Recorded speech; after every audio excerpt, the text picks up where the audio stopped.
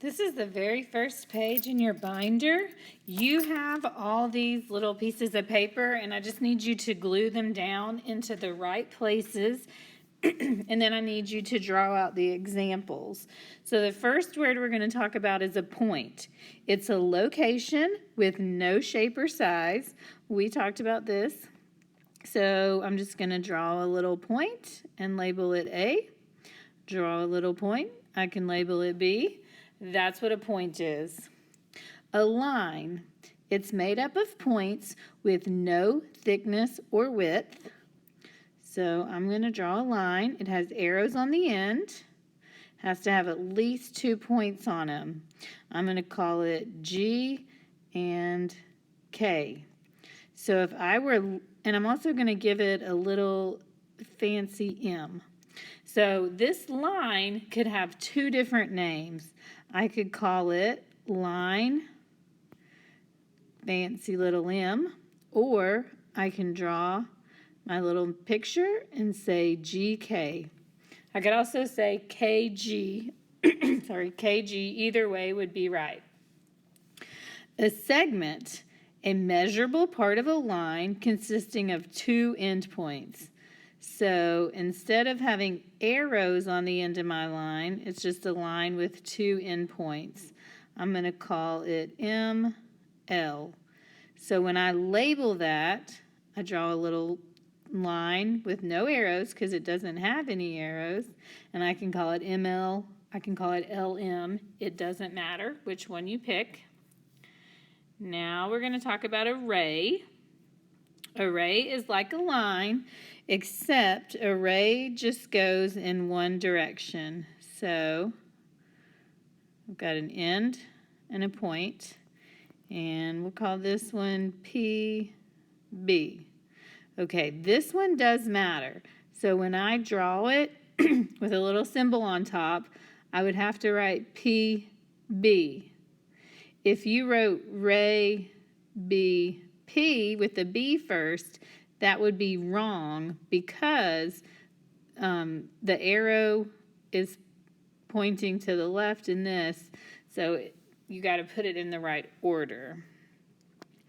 The next thing we're going to talk about is a plane. We know that in geometry, we draw a plane like a parallelogram. A plane has to have at least 3 points in it. So A, B, C. I'm also going to put a fancy little R in the corner. So there's 2 ways I can label this.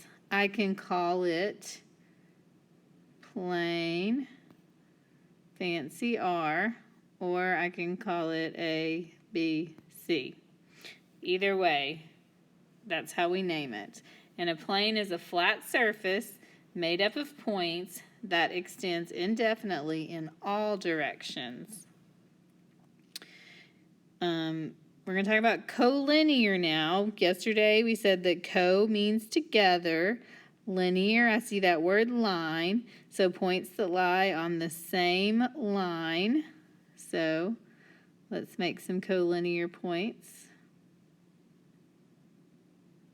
There was a line with 3 points, R, S, T. Those are collinear because they're all on the same line.